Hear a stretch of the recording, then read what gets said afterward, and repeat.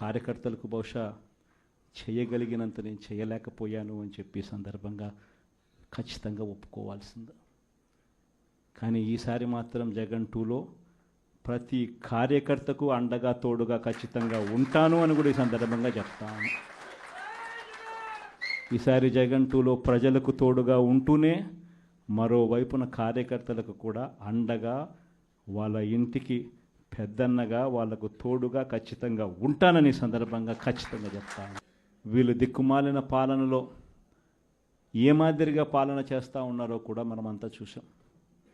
మన తిరుపతి మీ అందరికీ కనిపించుంటుంది. నిజంగా ఈ ఒక్కొక్క కార్పొరేషన్లో వీళ్ళకున్న బలం ఎంత అని చెప్పి చూస్తే తిరుపతి కార్పొరేషన్లో 49 ఉంటే 48 వైఎస్ఆర్సీపీ గెలిచింది.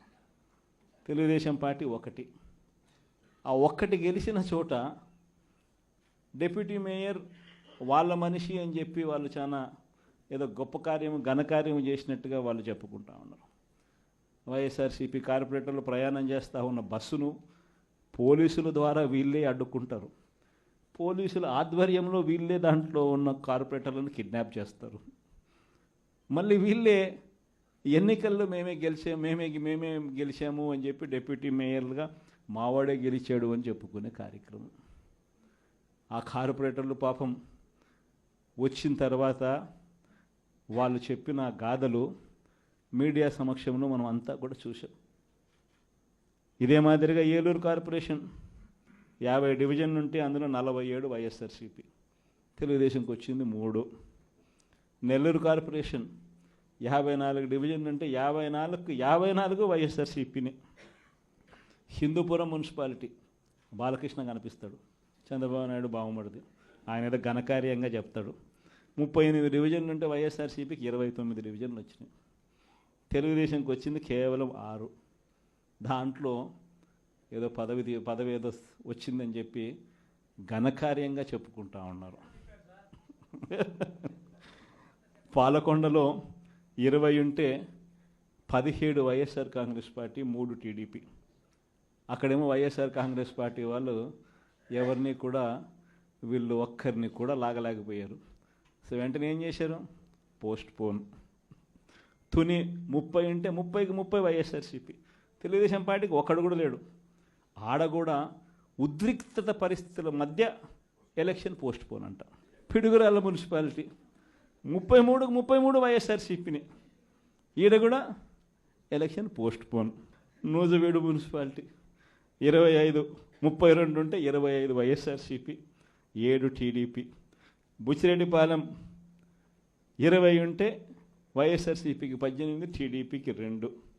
నందిగా మున్సిపాలిటీ 20 ఉంటే వైఎస్ఆర్సీపీకి 13, టీడీపీకి 6.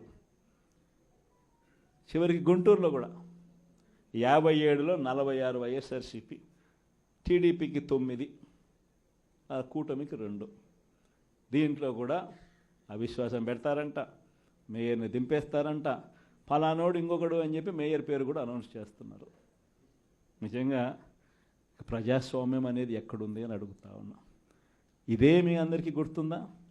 ఇవన్నీ ఎలక్షన్లన్నీ ఇవన్నీ లోకల్ బాడీ ఎలక్షన్స్ మన ప్రభుత్వం ఏర్పడ్డాక 3 సంవత్సరాల తర్వాత జరిగింది.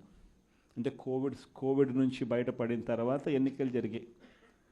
ప్రజలు అటువంటి ఎన్నికల్లో వైఎస్ఆర్ కాంగ్రెస్ పార్టీకి ఇలాంటి నెంబర్లతో ప్రజలు పట్టం కట్టారు. అంత బాగా పరిపాలన చేశాము అని చెప్పి ప్రజలు పట్టం కట్టారు. ఈరోజు మీరు చేస్తూ ఉన్న ఈ తప్పుడు సాంప్రదాయం ఎంత దారుణమైన తప్పుడు సాంప్రదాయం అంటే, రేపొద్దున ఎవడన్నా ఎన్నిక కాండి, ప్రభుత్వంలో ఉన్న వాళ్ళు రేపొద్దున ఇదే పద్ధతిలో పోలీసులు పెడతారు, కిడ్నాపులు, ఇదే పరిస్థితులు ఎత్తుకొని పోవడాలు, ఇదే పరిస్థితిలో ఎవడన్నా ఏమన్నా గెలుసు, ఏమన్నా జరుగు, ఏమన్నా అయ్యి లాస్ట్కి ఏమో చైర్మన్లు ఏమో అధికారంలో ఉన్న పార్టీ వాళ్ళు చైర్మన్లు. ఇదే ప్రజాస్వామ్యం, ఇదే మనకు కావాల్సిన ప్రజాస్వామ్యం.